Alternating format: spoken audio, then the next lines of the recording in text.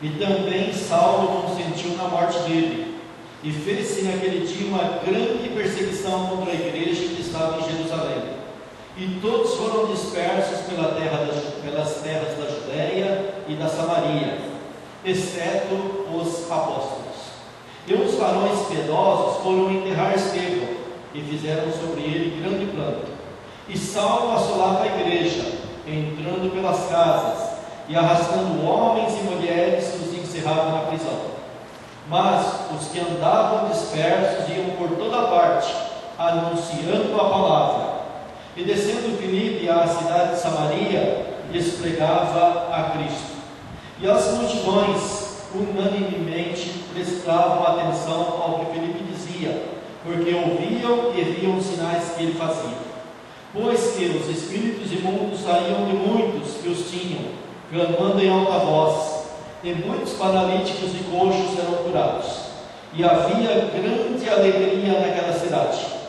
E estava ali um certo homem, chamado Simão, que anteriormente exercera naquela cidade a arte mágica, e tinha iludido a gente de Samaria, dizendo que era uma grande personagem, ao qual todos atendiam, desde o mais pequeno até o maior, dizendo: este é a grande virtude de Deus. E atendiam-no a ele, porque já desde muito tempo os havia iludido com artes mágicas. Mas, como crescem em Filipe, que lhes pregava acerca do reino de Deus e do nome de Jesus Cristo, se batizavam tanto homens como mulheres. E creu até o próprio Simão, que sendo batizado ficou de contínuo com Filipe, e, vendo os sinais e as grandes maravilhas que se faziam, estava atônito. Os apóstolos, pois, que estavam em Jerusalém, ouvindo que Samaria recebera a palavra de Deus, e enviaram para lá Pedro e João, os quais, tendo descido, oraram por eles para que recebessem o Espírito Santo, porque sobre nenhum deles tinha ainda descido, mas somente eram batizados em nome do Senhor Jesus. Então lhes impuseram as mãos e receberam o Espírito Santo. Simão, vendo que pela imposição das mãos dos apóstolos era dado o Espírito Santo, lhes ofereceu dinheiro, dizendo: dai-me também a mim esse poder, para que aquele sobre quem eu puser as mãos receba o Espírito Santo. Mas disse-me Pedro: o teu dinheiro seja contigo para a perdição, pois cuidaste que o nome de Deus se alcança por dinheiro. Tu não tens parte nem sorte nesta palavra, porque o teu coração não é reto diante de Deus. Arrepende-te, pois, desta tua iniquidade e ora a Deus, para que porventura te esteja perdoado o pensamento do teu coração. Pois vejo que estás em véu de amargura e em laço de iniquidade. Respondendo, porém, Simão disse: orai vós por mim ao Senhor, para que nada do que dissestes venha sobre mim. Tendo eles, pois, testificado e falado a palavra do Senhor, voltaram para Jerusalém, e em muitas aldeias os samaritanos anunciaram o Evangelho. Amém? Podem tomar assento.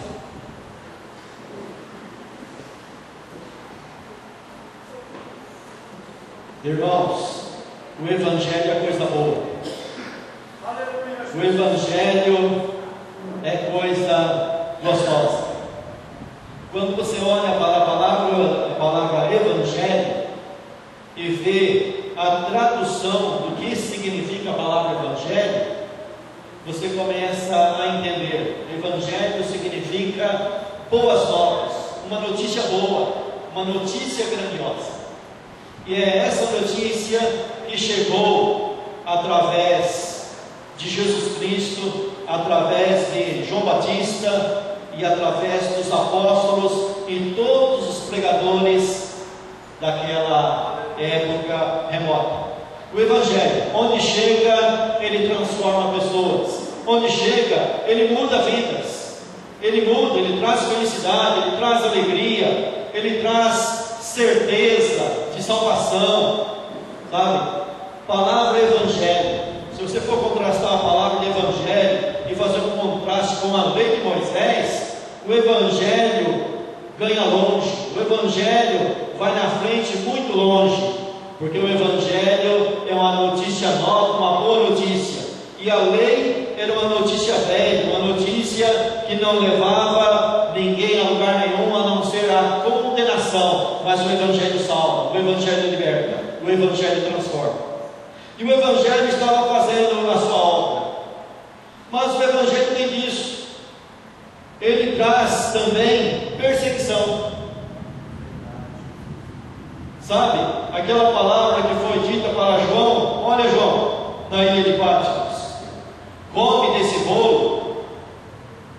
E ele comeu, e na sua boca era doce como mel, mas no seu ventre se tornou amargo. A mesma experiência teve no passado o profeta Ezequiel. Foi-lhe dado um rolo para comer, e ao seu paladar era doce, mas quando entrava no seu ventre se tornava amargo.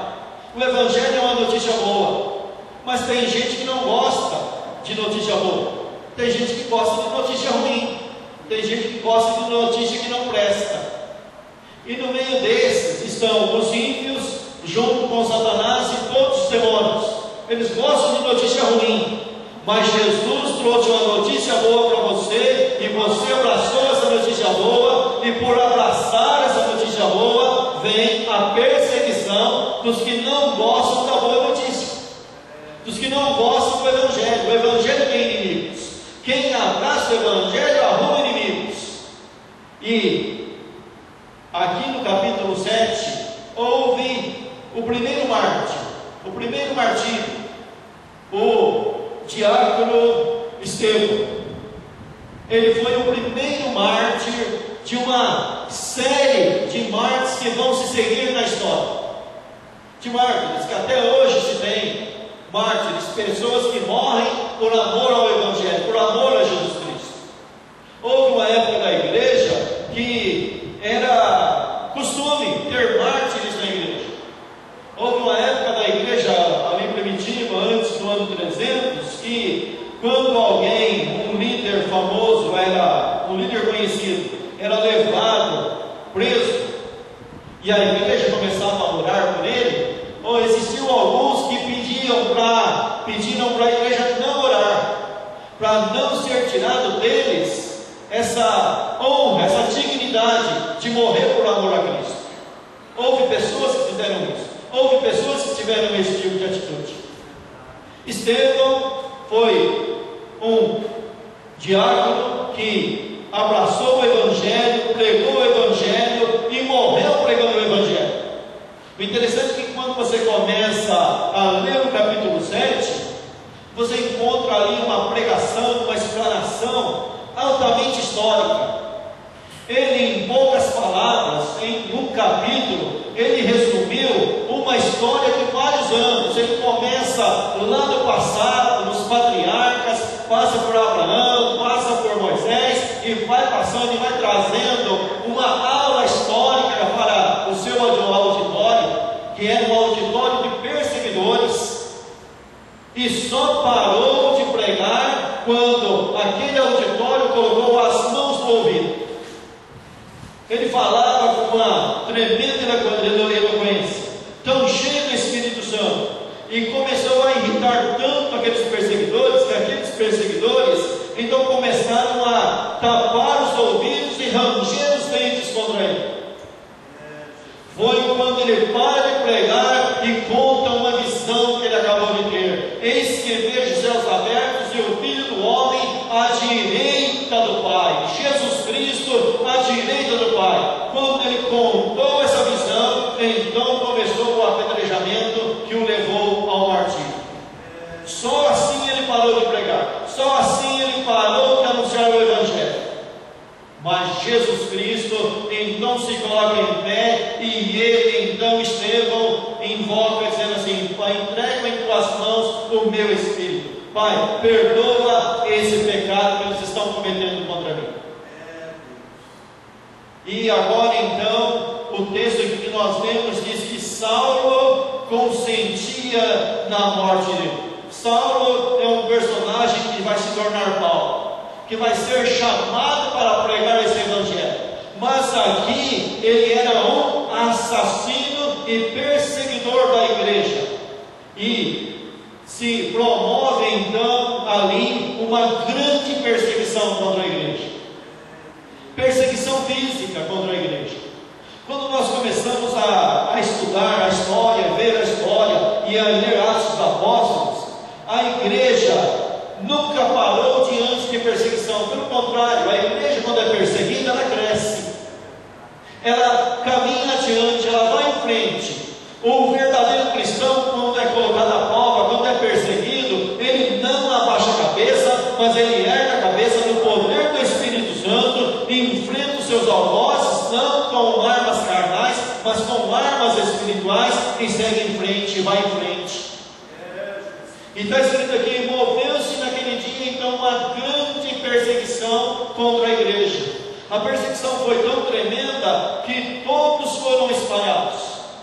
Aquele povo que já não tinha onde congregar, que já não tinha uma sede própria, eles usavam o templo da lei ainda, o templo feito por Herodes, eles congregavam junto com os sacerdotes, com os fariseus, com os saduceus, todos que iam ao templo ali, eles iam juntos, eles pregavam o evangelho ali naquele lugar. Mas eis que agora então eles são perseguidos. Só que tem uma coisa: por onde eles vão, eles pregam o evangelho. Por onde eles caminham, eles vão anunciando o evangelho, lançando a semente. Diante de tamanha perseguição, eles vão lançando a semente. Eles não se envergonham da perseguição, eles não abaixam a cabeça diante da perseguição e vão semeando a palavra. E o texto nos diz aqui que uns homens piedosos foram enterrar o mártir Estevão. Presta bem atenção numa coisa: que mesmo que a situação esteja ruim, mesmo que você olhe e aos olhos humanos esteja tudo perdido, porque afinal de contas, olha para a autoridade eclesiástica, são perseguidores. Sacerdotes que tinham a lei na mão são perseguidores. Olha para a autoridade política, o Império Romano, aqueles homens que estão lá, que têm a autoridade, que têm a espada na mão, também são perseguidores. E agora? A gente olha, só tem gente ruim. A gente olha, só tem crime, só tem tatuagem, só tem corrupção, só tem problemas em cima de problemas. Mas surgem os homens piedosos. Na morte de Estevão apareceu um grupo, homens piedosos que foram enterrar Estevão e fizeram sobre ele grande plano. É no meio das dificuldades, é no meio da lama, é no meio das trevas é que surge a luz. É no meio da carniça que surge o camarada que é gente boa, que é verdadeiro. É no meio dos falsos que surge o verdadeiro. A luz brilha no meio da escuridão. Surge os piedosos. Nós olhamos para o salmista, e o salmista escreve dizendo assim: olha, acabando, indo por ruína os fundamentos da terra, o que pode fazer o justo? O que o justo consegue fazer quando todas as leis viram contrário? Quando tudo se vira contrário? Quando o certo se torna errado e o errado se torna certo? Quando a vergonha é ser sincero? Quando a vergonha é ser honesto? Quando a vergonha é dizer assim: não, eu sou virgem, o homem dizer que é virgem, ou a mulher dizer que é virgem? É quando o pai ensina o filho a andar na retidão e não aceitar as coisas erradas. Quando a criança chega na escola e o pai ensina: olha, anda de maneira certa, porque hoje é assim, né? Se o filho aparece uma coisa em casa, o pai nem procura saber de onde apareceu, simplesmente aceita.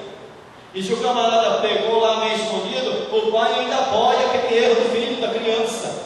O negócio é desse jeito. Mas será que acabou os honestos? Será que acabou os bons? Não. No meio do caos tem um grupo de homens piedosos. Aparece sim. Tem um grupinho. Às vezes é pequeno, mas mais vale, olha, o salmista escreveu no Salmo 37, dizendo assim: ó, mais vale o pouco que tem o justo do que as riquezas de muitos ímpios. Ajuda as riquezas dos ímpios. Mas você olha, o camarada não trabalha, tem um carrão importado do ano. Olha para o justo, trabalha dia e noite e Muitas das vezes falta até alguma coisa em casa. E a coisa é difícil, o negócio é difícil.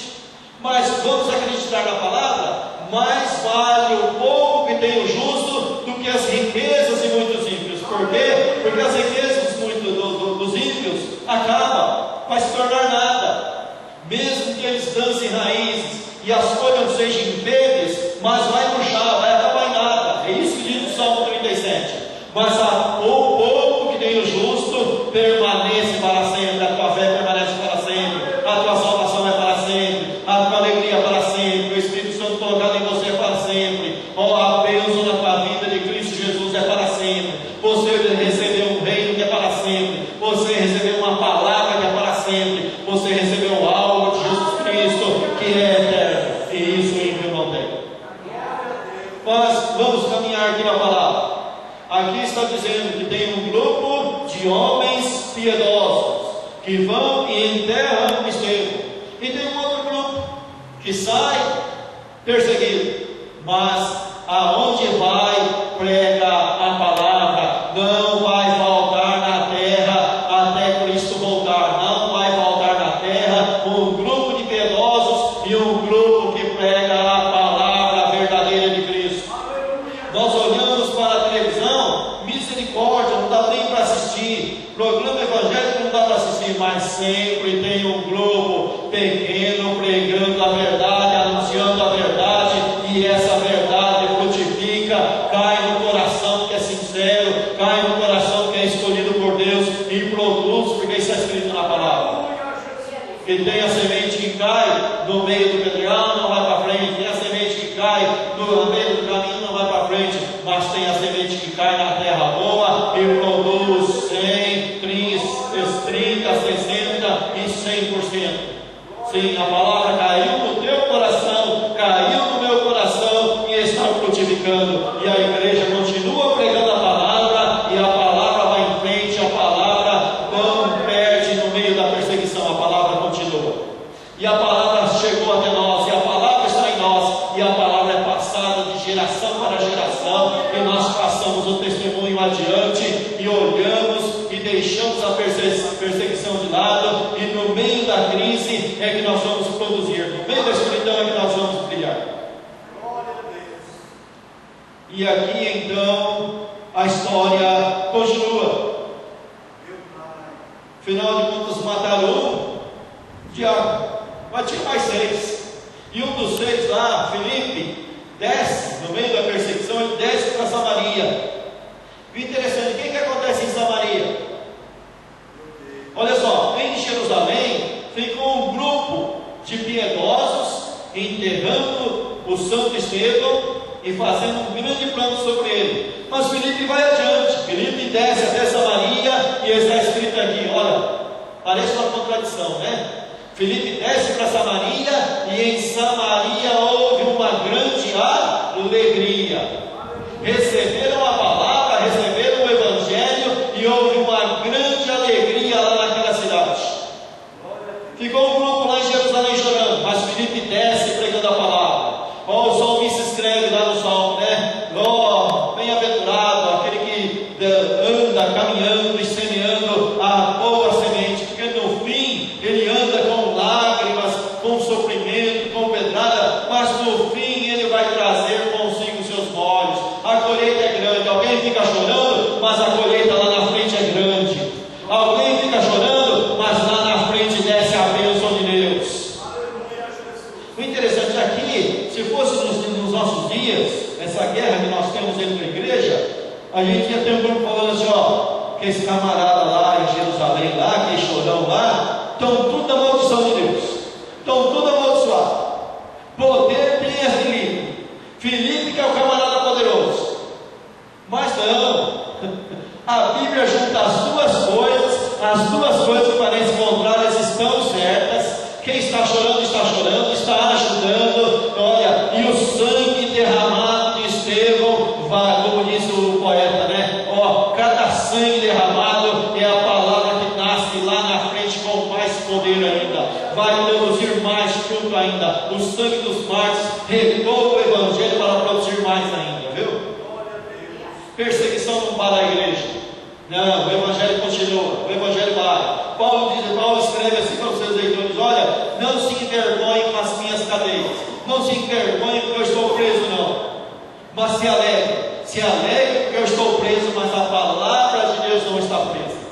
Perseguido aqui, vai e prega lá, prega em outro lugar, leva a palavra para outro lugar, vamos para outro lugar. O choro do crente traz resposta de Deus. O choro daqueles homens piedosos trouxe resposta. Enquanto eles estavam lá, Jesus estava usando Filipe lá na outra cidade, e lá na outra cidade houve grande alegria. Pessoas começaram a se converter de tal maneira que eram batizados, largavam tudo, e você vai encontrar nos textos mais para cima que eles colocavam um fogo em livros, em coisas de arte mágica, até o macumbeiro da cidade se converteu, acaba acreditando em Cristo.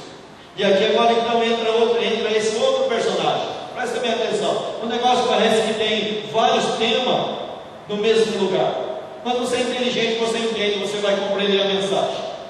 Nós falamos já dos personagens que estavam chorando, falamos dos personagens que saíam pregando a palavra, falamos do mártir. Agora introduz aqui um outro personagem, que é o encantador mágico. Afinal de contas, aquela cidade lá, quem tomava conta daquela cidade lá era o diabo. O camarada lá, servo do diabo, tinha enganado o povo inteiro. E não era só gente de classe humilde, não era só uma pessoa de pouco estudo, não, era pessoa intelectual, eram príncipes da cidade, pessoas de importância da cidade, desde o menor até o maior, prestava honra para esse enganador, porque ele há muitos anos enganava o povo ali com artes mágicas, e o povo estava na mão dele. Mas agora ele começa a prestar atenção no que Filipe prega e ver os sinais e maravilhas que Filipe faz, e ele também passou a acreditar nesse evangelho, mas um acreditar entre aspas. Sabe qual que é a maior dificuldade da igreja? Não é a perseguição física contra a igreja. A maior desgraça da igreja é a perseguição pelos falsos convertidos, pelos falsos pregadores, pelos falsos profetas, pelos falsos pastores, pelos falsos doutores, os falsos ensinadores. Essa que é a grande dificuldade da igreja. E esse camarada aqui, o autor Lucas aqui introduz ele, e o autor Lucas não entra, não se aprofunda, ele apenas cita o caso. Ele diz com muita propriedade que até ele acreditou e ficou de contínuo junto. E ali então chega agora os apóstolos. Os apóstolos saem de Jerusalém, não por perseguição, porque os apóstolos não foram perseguidos. Foi plano de Deus perseguir só os crentes, ou só os membros, os líderes não. Os líderes ficaram. E de repente os líderes chegam aqui e Jesus diz: olha, o povo que saiu daqui, perseguido, saiu por aí tudo pregando o evangelho, e lá na cidade de Samaria está, olha, na linguagem do pentecostal, né? Está um reboliço, está um repré total, o negócio lá está caindo fogo para todo lado, e está acontecendo cura, e todo mundo alegre. Vamos até lá. E então os apóstolos lá enviaram para lá alguns representantes, e chegando lá então eles oraram por aqueles homens que foram batizados nas águas, e começaram todos a receber o Espírito Santo. Oração por imposição de mãos, eles começaram a receber o Espírito Santo. E agora o mágico lá, o convertido entre aspas, se interessou. Mas peraí, se até então todo mundo acreditava em mim aqui nessa cidade, imagina agora se eu conseguir esse poder aí. É só chegar, colocar a mão e a turma recebe, rapaz. É fácil assim, né? É ritual, né? Engraçado, o homem, ele se apega a ritual e pensa que ritual resolve. Pensa que ritual resolve tudo. Não, ritual não resolve nada. Ritual era no Velho Testamento, e não